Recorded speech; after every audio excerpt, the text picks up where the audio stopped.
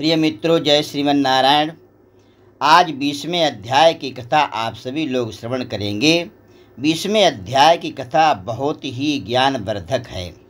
इस कथा में संपूर्ण ज्ञान अर्थात कैसे कैसे पुरुषोत्तम भगवान का सेवन करें, विधि विधान क्या है, वो सब दृढ़धन्वा वाल्मीकि ऋषि से पूछते हैं। और वैष्णवता क्या है, शंख चक्र धारण करने से क्या होता है, चंदन लगाने से क्या होता है, ये सारी विधि आज आप सभी लोगों के लिए इस अध्याय में बताई जाएगी। तो आप सभी लोग इस कथा के लिए संपूर्ण सुने। बहुत ही सुंदर आज की कथा है। प्रिय मित्रों, कथा के लिए सुने। सूत जी बोले, हे विप्रो, नारायण के मुख से राजा दृढ़धन्वा के पूर्व जन्म का वृत्तांत श्रवण करके अत्यंत तृप्ति ना होने के कारण नारद मुनि ने नारायण भगवान से पूछा। नारद जी बोले कि हे तपोधन महाराज, दृढ़धन्वा ने मुनि श्रेष्ठ वाल्मीकि जी से क्या कहा, सो विस्तार सहित मुझे समझाइए। नारायण भगवान बोले कि हे नारद, सुनिए। राजा दृढ़धन्वा ने महाप्राज्ञ मुनि श्रेष्ठ वाल्मीकि मुनि की प्रार्थना कर जो कुछ कहा सो मैं कहूँगा।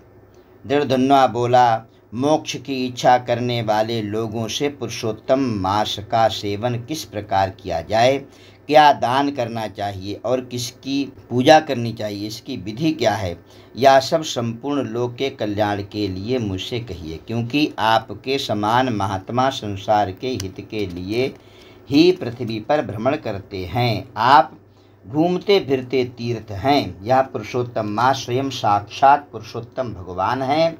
उस पुरुषोत्तम मास के सेवन से भगवान अति प्रसन्न होते हैं। यह बात मैंने आपके मुख से भली भांति सुनी है। मैंने पूर्व जन्म में सुदेव नामक ब्राह्मण श्रेष्ठ होकर के विधि से पुरुषोत्तम मास का सेवन किया, जिसके प्रताप से मेरा मृत पुत्र उठ खड़ा हुआ। हे ब्राह्मण, पुत्र शोक के कारण निरंतर निराहारी मेरा यह पुरुषोत्तम मास बिना जाने ही बीत गया। अज्ञान से पुरुषोत्तम भगवान का सेवन का फल हुआ कि मृत्यु को प्राप्त भी सुखदेव उठ करके खड़ा हो गया। बाद में हरि भगवान के कहने पर इस अद्भुत पुरुषोत्तम मास का सेवन किया। हे तपोधन, मुझे इस जन्म में वो सब विस्तृत जानकारी दीजिए, क्योंकि मेरे मन में बड़ी जिज्ञासा है। इसलिए इस पुरुषोत्तम मास का पूजन विधान विस्तार पूर्वक मुझसे कहिए।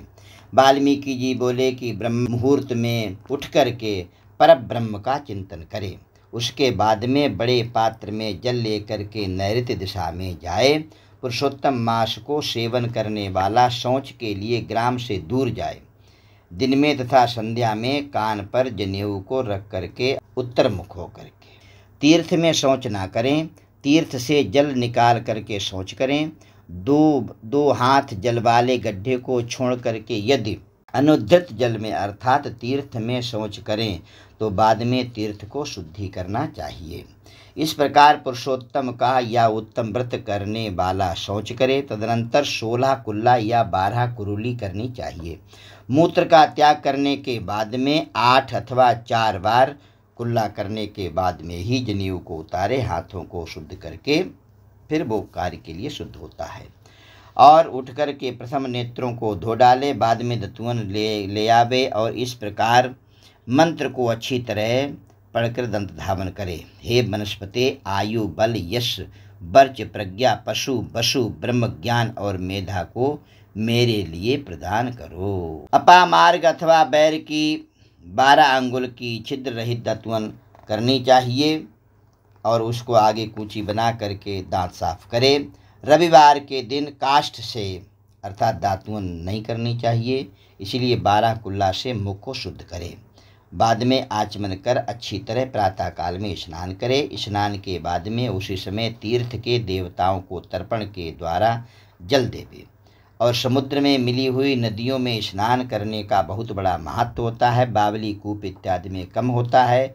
घर में यदि आप स्नान करते हैं तो आप तिल और गंगा जल डाल करके स्नान करते हैं तो भी वो तीर्थ जल बन जाता है। स्नान के बाद शुद्ध और शुक्ल सफ़ेद वस्त्रों को धारण करके ब्राह्मण कंधे पर उत्तरी वस्त्र को सावधानी के साथ धारण करे। पवित्र स्नान में पूर्व मुख अथवा उत्तर मुख होकर के बैठे और शिखा के लिए बांध करके जांघों के बीच में हाथ को रखना चाहिए। कुश की पवित्री धारण करके आचमन करें।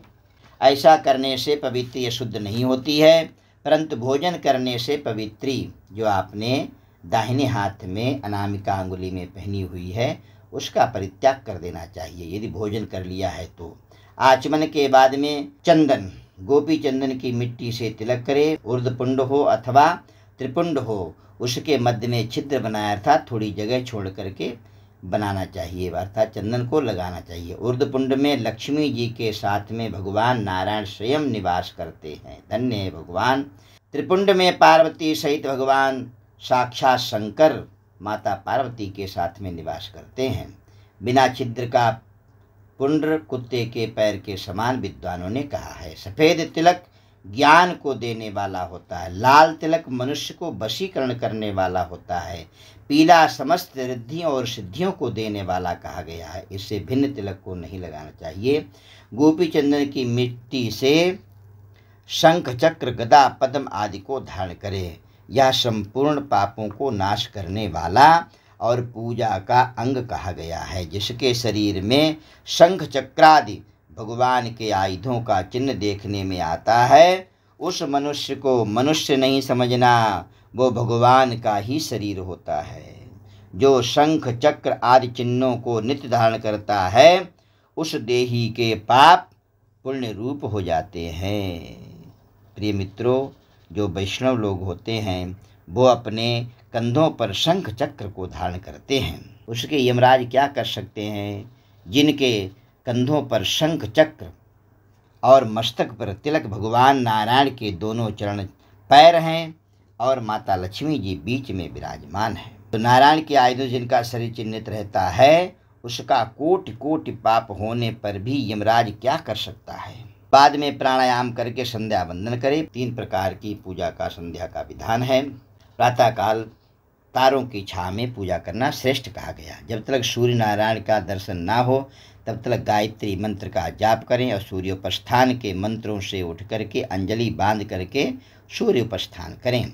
सायंकाल के समय अपने पैर को पृथ्वी में रख करके नमस्कार करें। जो द्विज ब्राह्मण क्षत्रिय और वैश्य श्रद्धा के साथ में संध्या करता है उसको तीनों लोक में कुछ भी दुष्प्राय नहीं है, वो था सब कुछ प्राप्त कर सकता है। दिन के आदि भाग प्रातः काल में होने वाले कृत्य को कहा है। इस प्रकार प्रातः काल की नित्य क्रिया को करके हरि भगवान की पूजा को करे। लीपे हुए शुद्ध स्थान में नियम में स्थित होकर के और मौन तथा पवित्र होकर के गोबर से गोल अथवा चौकोर मंडल को बनाए। प्रिय मित्रों, आजकल हर जगह फर्श या मार्बल की व्यवस्था है तो आप पोंछा लगा करके भी मंडप बना सकते हैं और बना करके व्रत की विधि के लिए चावलों से अष्टदल कमल बना करके सुवर्ण चांदी अथवा तांबे अथवा मिट्टी का मजबूत नवीन कलश को रखे जो छिद्र से रहित हो। उस कलश में शुद्ध तीर्थों के लिए जल को भर दे। कलश के मुख में विष्णु, कंठ में रुद्र भगवान अच्छी तरह वास करते हैं। उसके मूल में ब्रह्मा भी स्थित रहते हैं। मध्य भाग में मातृगण कहे गए हैं। कोख में समस्त समुद्र और 7 दीप वाली वसुंधरा ऋग्वेद, यजुर्वेद, सामवेद और अथर्ववेद कहे गए। उस कलश का मंत्र पाठ पूर्वक गंध, अक्षत, नैवेद्य, धूप, दीप इत्यादि से उपचार, षोडशोपचार से पूजन करके उसके ऊपर पीले वस्त्र से लपेटा हुआ तांबे का पात्र स्थापित करें और उस पात्र के ऊपर भगवान श्री राधा कृष्ण जी की मूर्ति को स्थापित करें। राधा के सहित स्वर्ण की पुरुषोत्तम भगवान की प्रतिमा बनावे और भक्ति में तत्पर होकर के विधि के साथ में उस प्रतिमा की पूजा करें। पुरुष सूक्त से और श्री सूक्त से आप सभी लोग उनका पूजन कर सकते हैं। और यह पुरुषोत्तम मास है तो कनकधारा का श्री सूक्त का भी आप सभी लोग पाठ प्रतिदिन कर सकते हैं। वृद्धावस्था सिंगनी के समान भय देने वाली है और रोग शत्रु के समान पीड़ा देने वाले हैं। फूटे हुए बर्तन से जल गिरने के समान आयु प्रतिदिन धीरे धीरे धीरे धीरे क्षीण होती चली जाती है। जिस प्रकार मुट्ठी में रखा हुआ रेत धीरे धीरे धीरे धीरे समाप्त हो जाता है, मुट्ठी खाली हो जाती है। तो हम श्वासों की पूंजी लेकर के आए थे, धीरे धीरे धीरे वो सब समाप्त हो रही है। जल के तरंग के समान चंचल लक्ष्मी है, पुष्प के समान क्षण मात्र में मुरझाने वाली युवावस्था है, स्वप्न के राज्य सुख के समान संसार के विषय सुख प्रवृत्ति सब निरर्थक हैं। धन चंचल है, आज हमारे पास है, कल आपके पास है, परसों तीसरे के पास में, इसका कभी अभिमान नहीं करना चाहिए। संसार में होने वाला सुख चंचल है, यह सदैव रहने वाला नहीं है। ऐसा जान करके संसार से विरक्त होकर के धर्म के साधन में तत्पर हो जाना चाहिए। जैसे सर्प से आधा देह निगले जाने पर भी मेढक मक्खी को खाने की इच्छा करता है, उसी प्रकार काल से ग्रसा हुआ जीव भी दूसरे को पीड़ा देने में तथा दूसरे का धन अपहरण करने में प्रेम करता है। कहता थोड़ा और कमा लेते हैं, थोड़ा और छोड़ जाएंगे, थोड़ा और ऐसा कर लेते हैं। मृत्यु से ग्रस्त आयु वाले पुरुष को सुख क्या हर्ष करता है? अर्थात नहीं।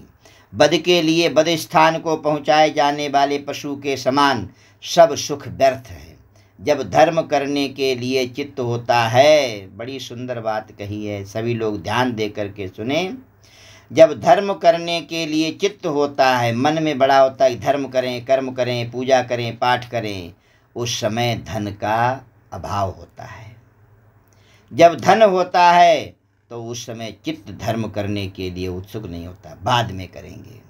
जो गरीब व्यक्ति होता है उसका दिल बड़ा होता है, जो वही गरीब अमीर बन जाता है तो फिर धर्म करने में पीछे रहता है।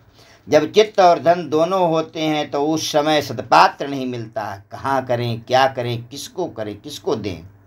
इसलिए चित्त, वित्त और सदपात्र जब तीनों जिस समय संबंध हो जाए इनका, उसी समय बिना विचार किए हुए, बिना मुहूर्त निकलवाए हुए बुद्धिमान पुरुष को भगवद कार्य कर देना चाहिए, शुभ कर्म को कर देना चाहिए।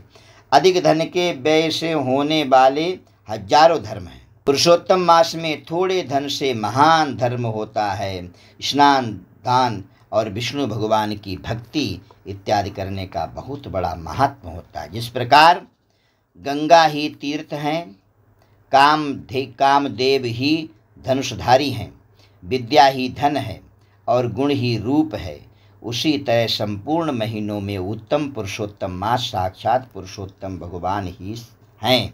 यद्यपि यह पुरुषोत्तम मास प्रथम समस्त कार्यों में तथा यज्ञों में अत्यंत निंदनीय वर्जित, पृथ्वी में साक्षात भगवान के नाम से जब भगवान ने आशीर्वाद दे दिया तो प्रसिद्ध हो गया।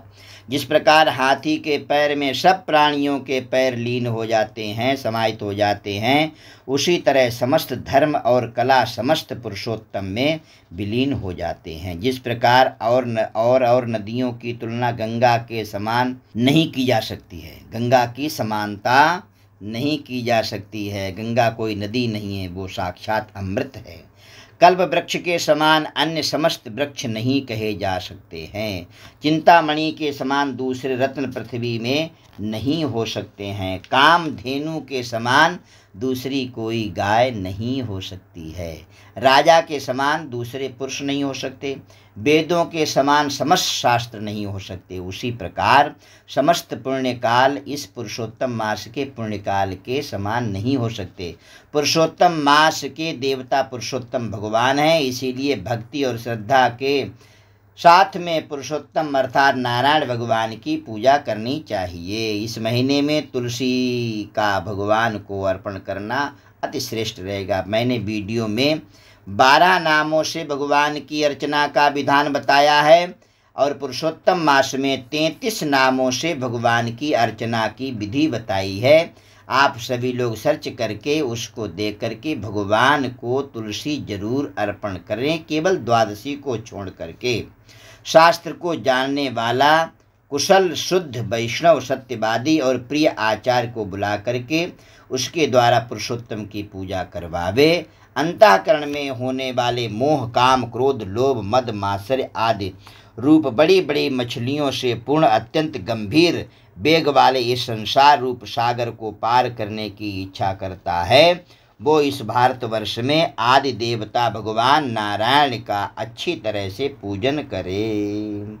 बोलिए पुरुषोत्तम भगवान की जय। प्रिय मित्रों, आप सभी लोग प्रतिदिन भगवान की मंगलमयी दिव्य भगवान की कथा श्रवण करते हैं।